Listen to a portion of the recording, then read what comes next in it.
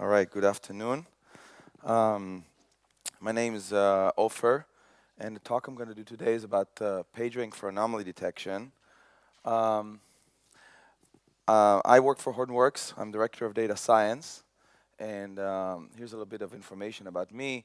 I did this work with G1 CEO, who was a PhD at Stanford, now works at Pinterest as a software engineer. He was supposed to be here, but unfortunately he had a last minute personal issue and he couldn't make it. So I want to apologize on his behalf, but I'll try my best to kind of cover the whole topic. Um, but that's him. You can see him right here. And also apologize, I was a little bit sick earlier in the week, so I'm still carrying a cough, but there's nothing I can do about that. But anyway, what I'm going to talk to you about today is fraud in healthcare. And I'm going to try to give you, for those of you who are not familiar with the healthcare industry, why it's important, how much money is at stake when you talk about fraud detection. We're going to use a data set. Finding data sets in healthcare is kind of difficult, especially if you talk about payment and fraud.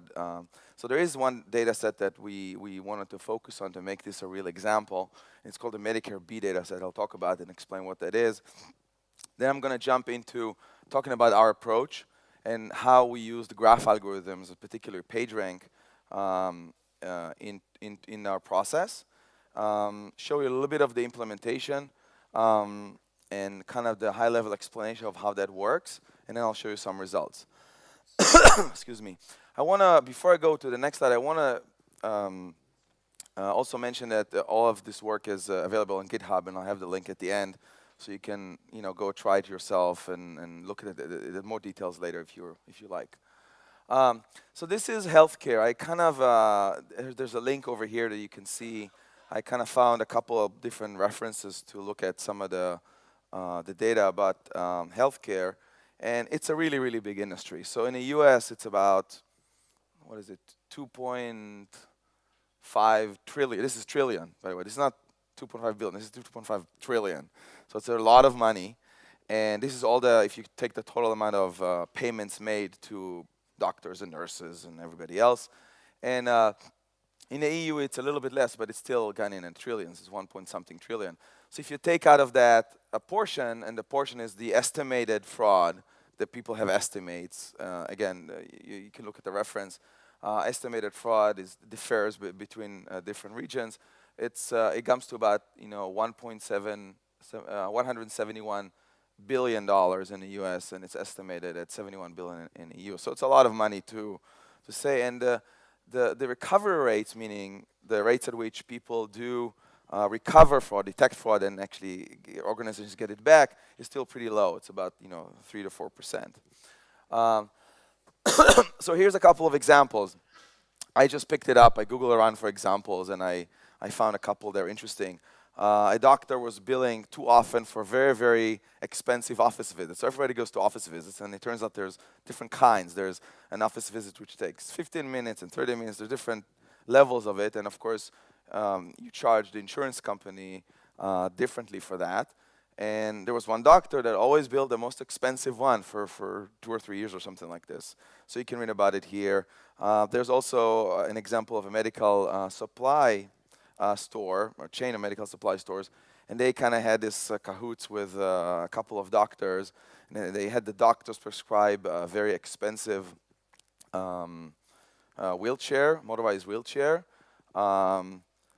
but it wasn't really clear to the patients what it was, and then they gave him something else, and they made a difference. So there's a lot of these real examples.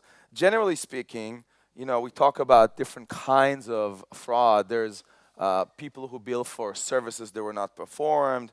Sometimes they perform unnecessary services. Other times there's things like unbundling and upcoding. There's a lot of different patterns that people already know in existing fraud detection of how these things work. And so you can look at some of the list here. There's a couple more. And that's how the world of fraud detection in healthcare is working. Now, most companies that deal with fraud, they have some kind of system in place. It could be a basic rules-based system, right? What would be that? Well, if a certain procedure was built for a lot more than it usually does, that it could trigger an alert, right? So these are rules-based. Some more advanced approaches are using machine learning. So they build a predictive model. They look at training data, and they build a automated approach to catch patterns that are not necessarily rules-based. And some of the features that people use in those machine learning models are features about the patients, features about the providers or the doctors, and features about the claims. So the first example I gave was feature about the claim, the amount of price, but there could be features about the provider, like their specialty, or how much did they claim total in the last year, so things like that. Or you could have features about the patients, like maybe what medical diagnosis they have, or what drugs they take, or things like that. So there's a bunch of different things like that.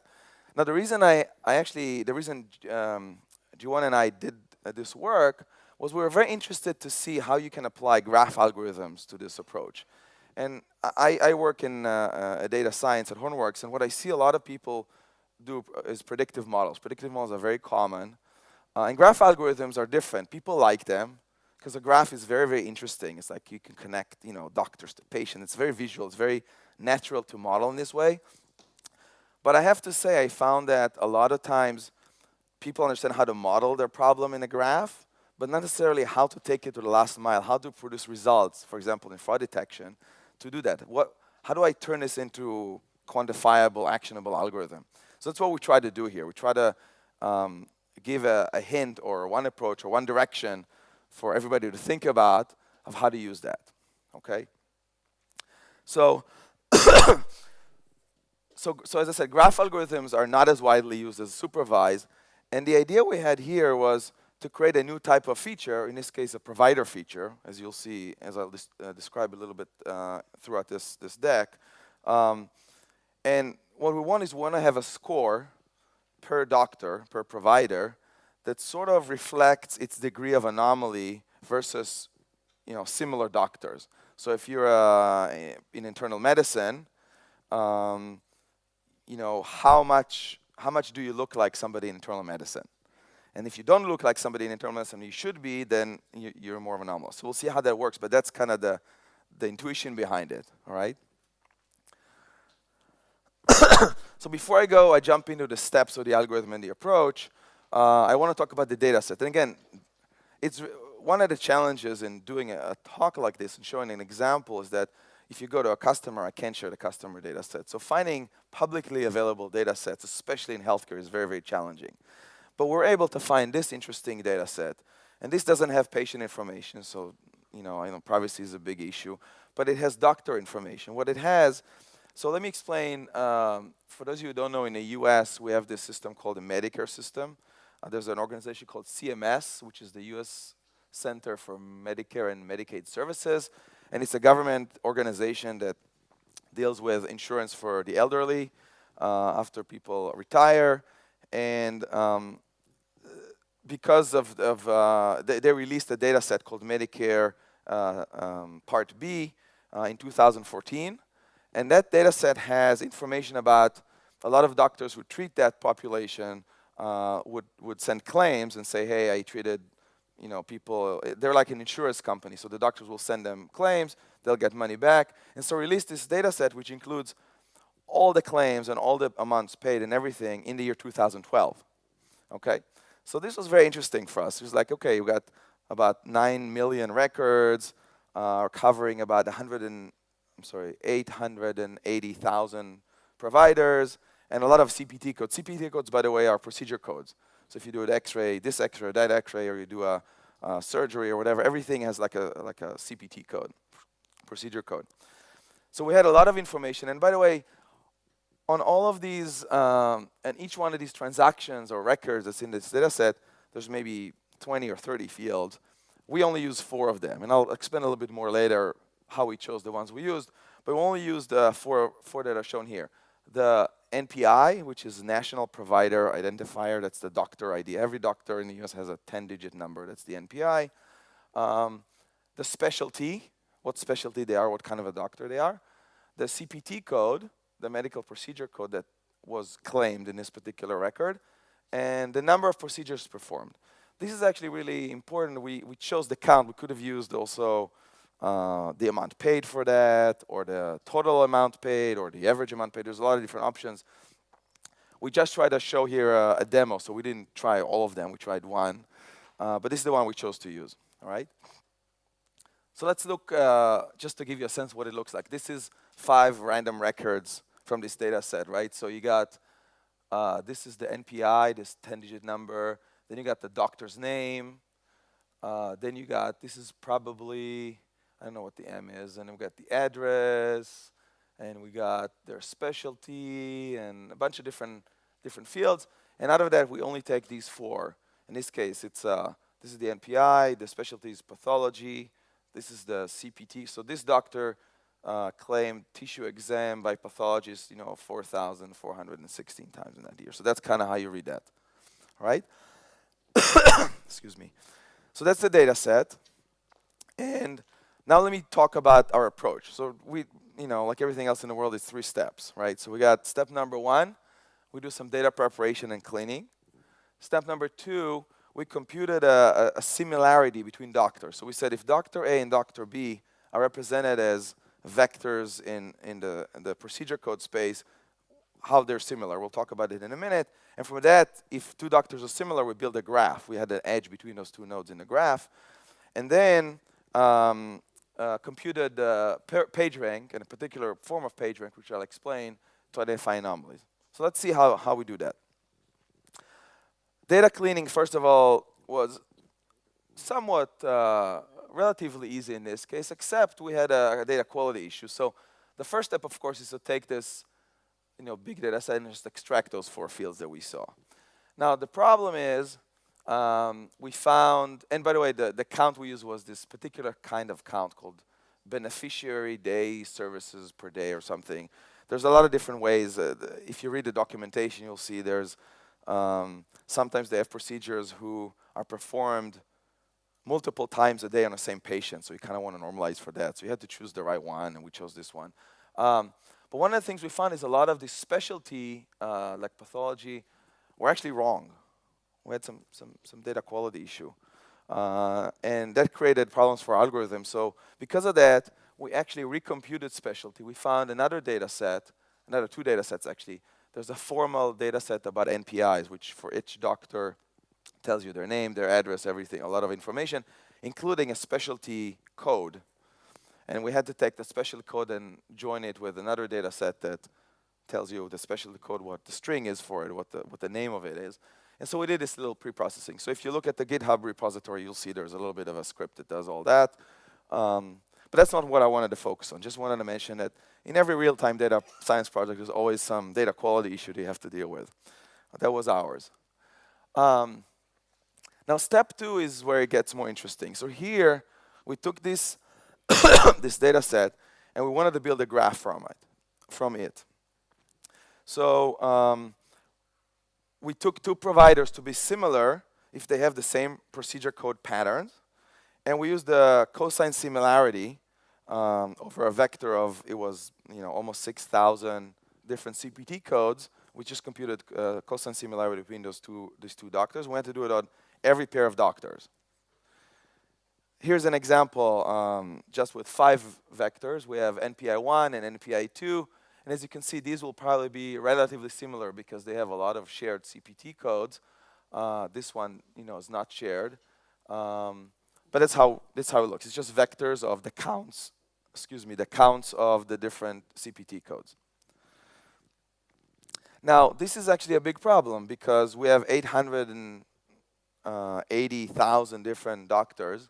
So the number of combined, the pairs here, even if you can cut it in half and you can do all kinds of tricks, but generally, if you do it brute force, it's about, 77 billion, I think, computations. It's a lot of computations.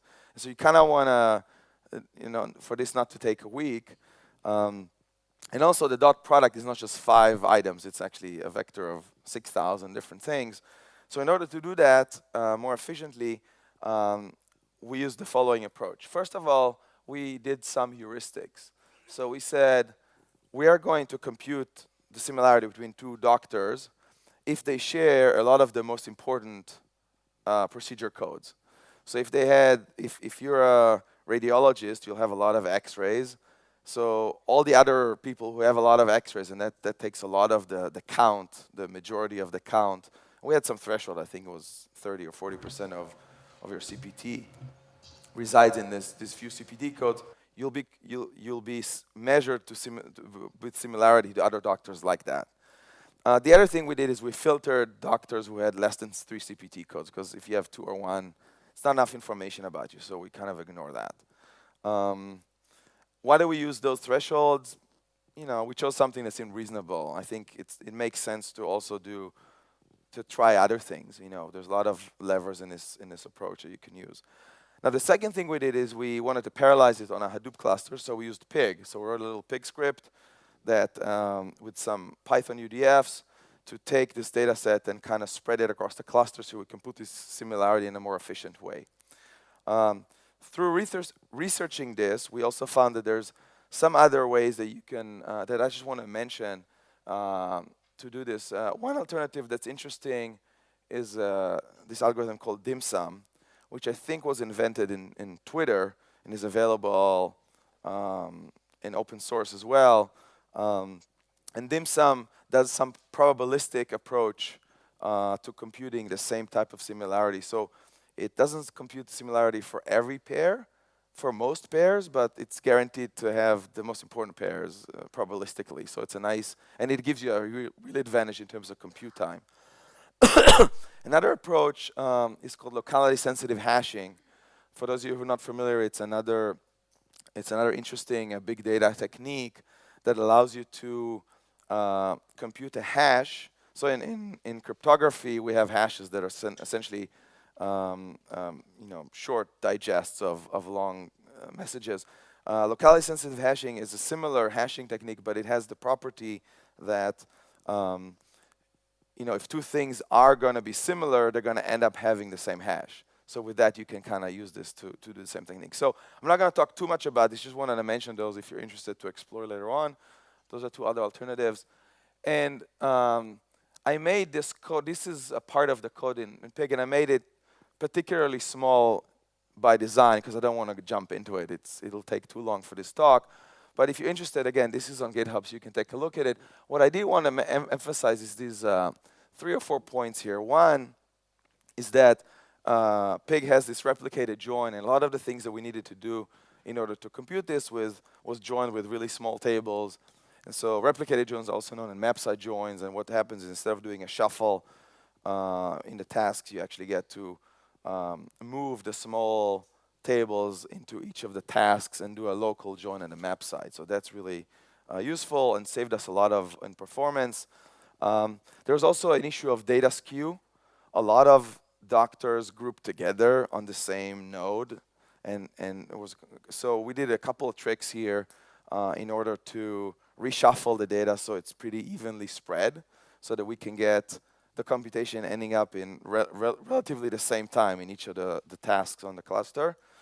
And then we also used some Python UDFs to sort of compute the similarity and kind of not return all the data, but return only the ones that are similar. So that's on the Pig side. And the next step is, so now we have this graph, and we have edges, our doctors are nodes, and edges are between 2 nodes are when the doctors are similar to each other. And what we want to do is we want to run a personalized PageRank with this package called Socialite. So G1, who I mentioned, and for those of you who join later, he's my kind of counterpart in this job. He couldn't make it today. He's from Stanford, and he's one of the people who wrote Socialite. He's the founder of this project. He did it at Stanford as his PhD project. And Socialite is a graph algorithm framework. It allows you to run algorithms that are sort of graph in nature, like PageRank. And so we wanted to use that. And the way we would think about it is the graph starts by every node is the same. And after you run the personalized PageRank, every node will have some kind of a score. And that's the score we want to use for fraud detection. So if the score is high, if we start the personalized PageRank for a specialty like cardiology, if your score is high on cardiology and you're not a cardiologist, that probably means you're doing too much cardiology claims, and maybe that's wrong. That's kind of the intuition behind this anomaly detection mechanism. And you can do that for any specialty you want. So we ran it on a couple of sample specialties, and I'll show the results in a minute. So just for those who are not familiar with PageRank, this is the original algorithm that was designed to get better results for search on Google. And since then, it's progressed to a lot more areas, and research on it has advanced a lot too. But generally, the way it works is, and the way I like to explain it usually is with a random walk. So imagine a person kind of walking on the graph, a random walker, and they randomly jump on one of the nodes, and then every iteration, what they do is with 80% probability, they go to one of the neighbors. They go through an edge to another node, or with 20% probability, they'll randomly jump to another node in the graph. Okay, so that's kind of what the algorithm sort of intuitively computes. Now, when it converges, what happens is you get these probabilities, which actually mean in a random walk, what's the likelihood you will end up, in infinity on that node, right? And Google used it to rank pages on the web, and more important pages will get a higher probability, and less important pages will get lesser probabilities. Of course, we used it in a different context here, but it seems to work pretty well. Now, two things to note. This is regular PageRank, and by the way, the doctors' names here are fictitious. They're not real doctors' names. So if your doctor is called that, don't take anything out of this. But personalized PageRank intuitively looks like this. Let's say we select a specialty, cardiology, and let's say our Dr. Eng, Miller, and Jones are our cardiologists. So what we do is we do the same random walk, but the difference is you start from one of these groups. You start from a cardiologist. We start from that group, and you still walk between nodes by the edges, but when you randomly jump, they call it teleporting. When you in the 20%, when you teleport to a random node on the graph, it's not all the graph. You have to teleport to one in the same group. So those are the two differences, and that kind of makes it a kind of almost like a topic related or a specialty kind of influenced computation, and which shows here too. I mean, you can see that some of these nodes that are the cardiologists have become larger and have a higher probability, and some of the nodes that are very connected to them also are pretty high, like this green node. So personalized PageRank with Socialite looks like this. And this is the nice thing about Socialite. It's kind of like a declarative language. It looks sort of like the algorithm, really. We define a table for the rank, and we initialize it with 1 over the number of nodes that are in the specialty. This is this n variable here. And by the way, this is integrated. It's Socialite code, but it's integrated in Python. So you can also integrate Python and Socialite very nicely. And you go and you do, in this case, we chose to do 10 iterations. And every iteration, you define, this is called the head of the rule, and this is the body. And Socialite takes this declarative nature of PageRank, and it automatically compiles it into an execution across one node or multiple nodes and runs it for you. So the interesting thing is you don't have to write actual like Java code or anything like that. If you can express your algorithm, and it's built to express graph algorithms, you can express your algorithm in this way, which is very similar to like the equation really that is here, then you don't have to care about the details, which is very nice. So here's again what's cool about Socialite. I mean, you could see like PageRank is like 3 lines of code literally.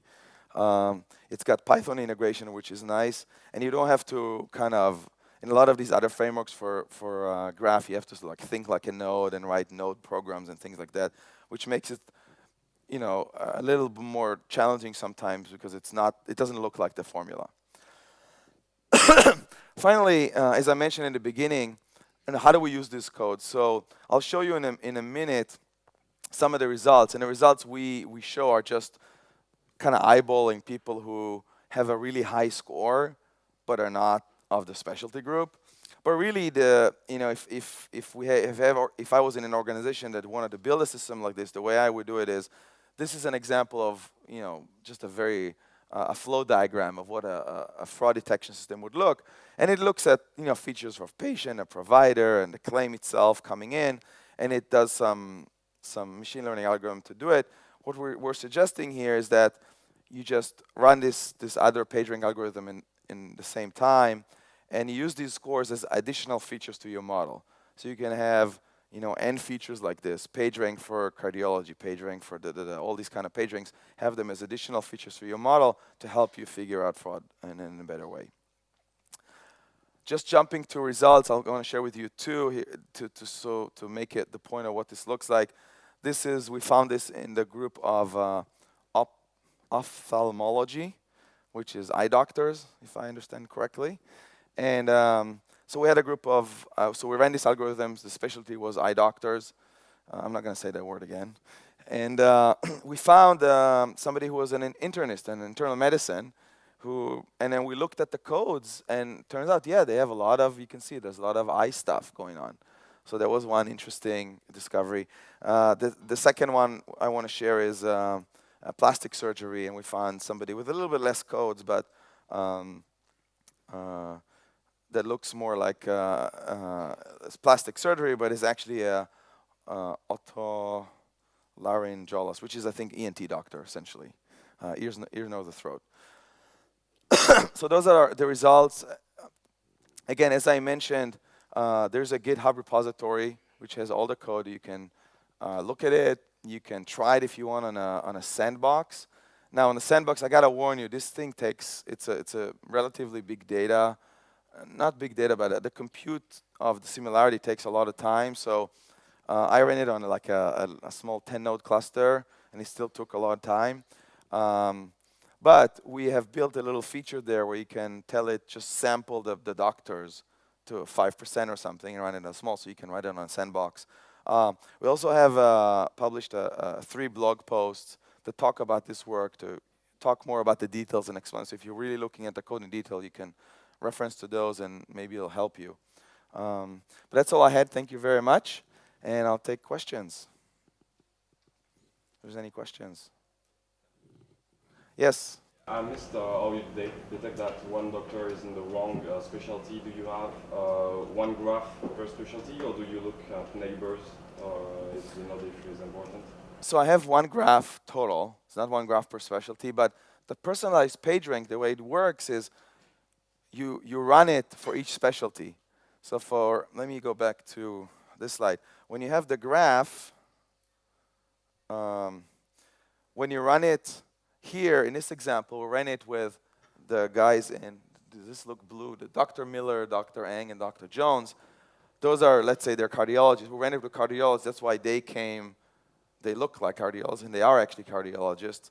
But Dr. Cheng here might look like a cardiologist, maybe not, because he's a different color. So you run it multiple times. To get the score for cardiology, you run it one time. To get the score for internal medicine, you run it a different time. To get the score for pathology, you get. Does that make sense? All right, yes?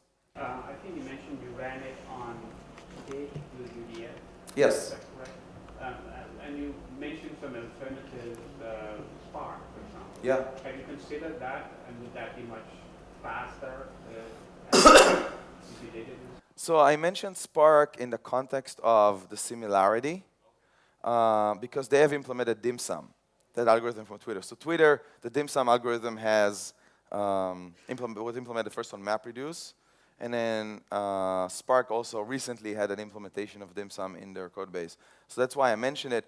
But I have not tried to run it on pure Spark, and I've not tried to run the graph algorithm on something like GraphX, that's part of Spark. Will it be faster? I don't know.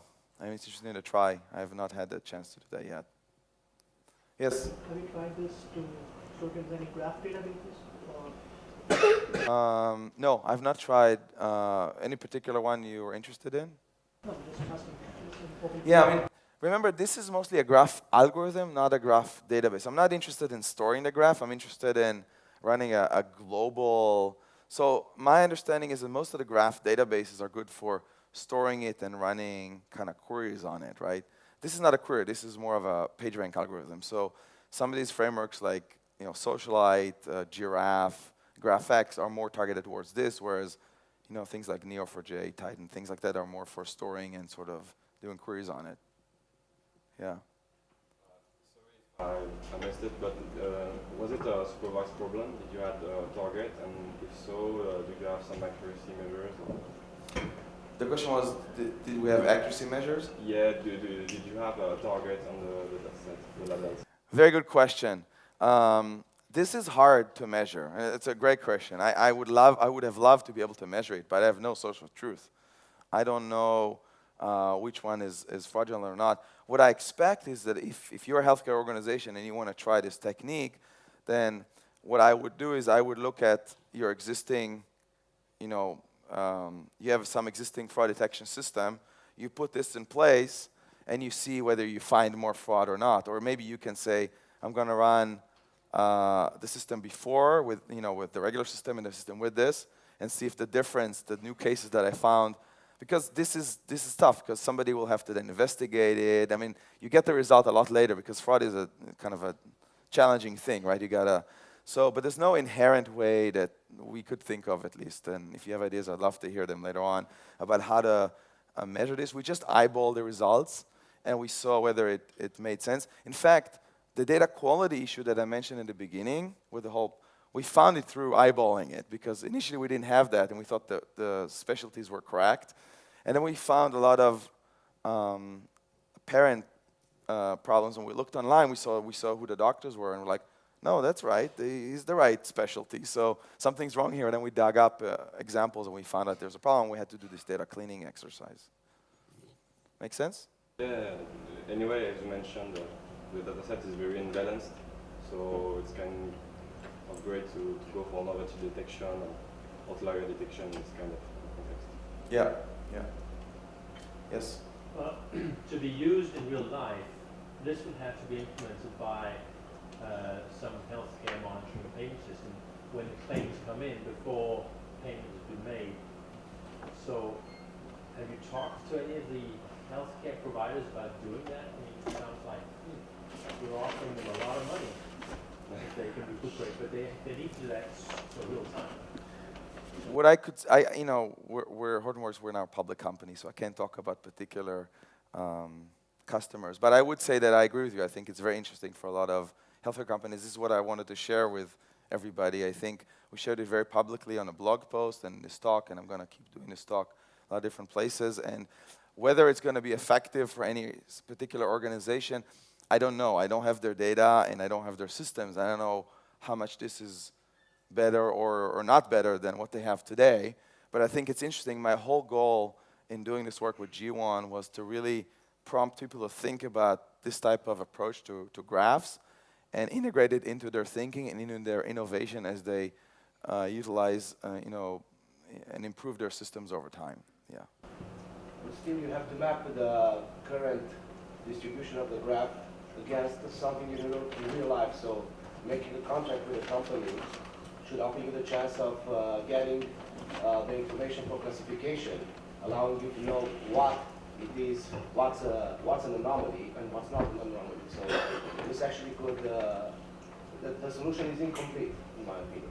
It is. I said it in the beginning that it is, I have a slide about this. It is incomplete because it's just a feature generation for a fraud model, right? That's how I think about it. And it's by design. It's not supposed to be, hey, run this and replace your current system. The idea is you take this, it's another feature into your model that could be very predictive and very helpful in predicting fraud. The other thing I would say about the other comment earlier for you is that the data that these health organizations will have will be much richer than this one. I mentioned in the beginning, getting data of this kind is very, very tough, and to be able to get publicly available data like this is, so this is the best we can get, but it's not ideal. I would love to get, this is like, for this procedure code, I made 2,000 claims, total amount of this, but I'd like to get the individual claims too, and a lot of healthcare organizations would have that, right? Yeah. So a call from the National Health Service in the UK would be appreciated? Sure, why not? Yeah, absolutely. Thank you. Yes? So this is a post-process step. Implementing this in a new real-time system. Yeah, good question. I don't think of this as a real-time thing, but I don't think it's necessary because remember, this is a provider type of feature, and it measures your anomaly in terms of a lot of procedures you did over a history of time. What you did in the last 2 days may not necessarily impact the score that much, right? As opposed to a more real-time interesting thing would be the claim you just did, a very high-priced claim. You're asking for a lot of money more, right? That's kind of a thing. But yeah, this is not meant to be a real-time feature. Yes? What about the situation where the doctor might have several specialties? Is that a common case? Or like looking at drug, is stable? Excellent question. I was hoping you would not ask that, but we kind of ignore this. We had to scope this out, and there are some doctors that have 2 or more specialties, and we could have solved this in our code and do a lot of work to do it. We decided to fast-pace this, to kind of ignore this case, and and I forget what we did. We either threw those doctors away from the data set, or I think that's what we did. Instead of taking or maybe we took the primary specialty. Because if you have 2, then we had to accommodate a lot of edge cases and things like that. So again, we try to just show this as a demo. This is not meant to be the ultimate solution that you take into your organization and implement exactly the same way. But great question, thank you. Anything else? Oh, we got a few here. Did you have to deal with isolated data nodes? Yes, I mentioned this. I think that's what you mean, like a skewness of data. Yes, I mentioned this earlier. We did. We had this effect. The pig script had to do a lot of that because it turns out a lot of doctors who you have to compute similarity for they kind of aggregate on particular nodes. So we did a lot of work on the pig script. Primarily 2 things I can mention. One is if there was real big clusters of doctors that you want to compute similarity, we broke them down kind of into groups so they don't aggregate that much. And after that, we also shuffled them around. So we prefer to have an additional shuffle phase, an actual shuffle phase, to prevent the skew of data. But then the kind of next task in that, and the next maybe reducer in that task will all have equal size computation to do. So we did a lot of that work in the pig script, yeah. It actually affect a lot on your Pagerank algorithm because it can ruin it. What do you mean? Having isolated data node. So given that the graph is not large enough, having isolated data node means that you should calculate on each data node, well, on each isolated graph, because each of those data nodes will constitute an isolated graph. So you'll have to recompute everything. Oh, you're talking about the graph? I thought you were talking about the similarity. So what do you mean by isolated data? You mean isolated nodes or isolated data nodes? Having nodes that have no relations. Oh, nodes that have no edges to other nodes. No, we took those away. No, yeah. I thought you said data nodes, so I thought about Hadoop nodes. Okay, never mind. Yes? I've done something similar like this with real insurance data. We found often that the first, let's say, 20 anomalies were explained somehow. Like, oh yes, we have a doctor here, but he has a lot of assistants to do the work for him, so he declares twice as much as normal. Yeah. The other thing is that healthcare is a highly regulated market by government, and so that also means that every year or so it seems that there's a change in regulation of how to bill for certain things, what you're allowed to bill for, and that will change your graph every time based on regulation. Now, how do you envision incorporating regulation change in your algorithm? Wow, good question. I think, first of all, we didn't include regulation here. We just looked at the data. But I think you're making a good point that we didn't do that in this work, but I think it'll be interesting to recompute the similarity every month or 2 or something and to see how it, first of all, to recompute it with the new graph, but also to see how the graph changed from before and how your scores based on the previous graph changed to the new graph. That'll be very interesting. So I think that's interesting. I don't think we didn't incorporate regulation data here. What do you mean by that exactly? Like, Give me an example of a regulation. From 1 month to the other month, there's a new regulation, and therefore all of a sudden someone is coding in a new specialization or doing other kinds of operations or just naming them differently. Okay. So all of a sudden your data set totally changed because of the regulation, and not so your history doesn't mean anything anymore to some extent. Yeah, yeah. So that's a kind of a a tough nut to crack, I would say. It goes back to the data quality, and you have to not only know what to do, but as you said, maybe clean up all data that's actually not relevant anymore. I don't have a silver bullet for that. I think you just have to do the work. Yes. Oh, yes. Over here. Would you consider other algorithms or try some prototypes, maybe with classification algorithms, which would require you have some labels, like random forest or support vector machines? I have not, because I try to stay away from labels of this public data set, because it's actually have real doctor names, and I don't want to say that anybody committed fraud or not. It's not for me to say that. It's got legal implications. It didn't have that in a data set, so we certainly didn't want to do any of that, even as an example. But no, so that's why we didn't try it. Yeah. Any other question from this side? I got a lot from this side. I want to give some attention. Yes?